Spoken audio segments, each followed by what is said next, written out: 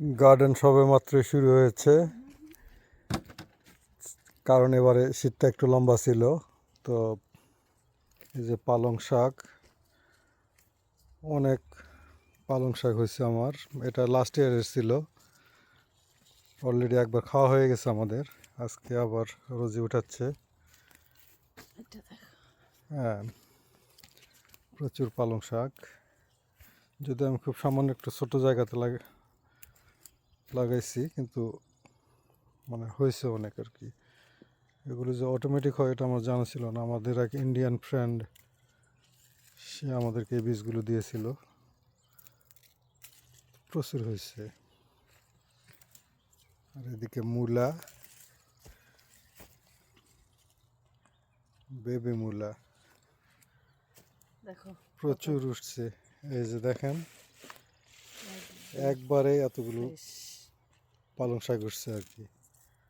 অনেক fresh, organic, কোনো রাসায়নিক ছাড়া।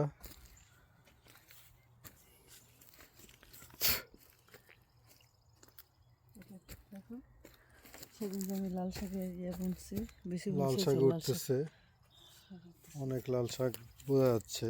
কারণ এবারে বললাম না যে ঠান্ডাটা একটু বেশি। কলমি শাকও দেখতেছি অনেক হয়েছে, উঠতেছে আর কি। সবে মাত্র শুরু হয়েছে এক সপ্তাহ আগে। এগুলো আমার বাঁধাকপি,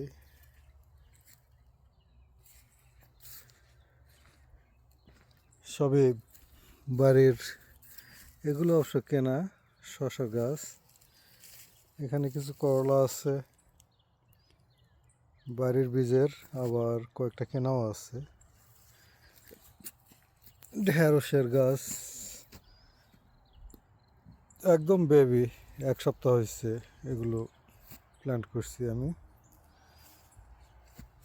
আর এগুলো হচ্ছে ধনিয়া, লাস্ট ইয়ারের প্রচুর।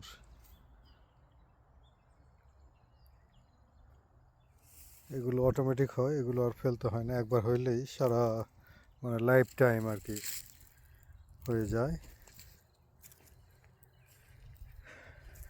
এদিকে ছিল লাউয়ের গাছ, কেবল এগুলো 3 পাতার মতো হয়েছে আর কি। এখানে এখনো ওঠেনি, লাল শাক দেওয়া হয়েছে। এগুলো অনিয়ন ছিল, পেঁয়াজ। এখানেও কিছু কলমি শাক। এই গাছের গোড়ার শিকড় হয়েছে,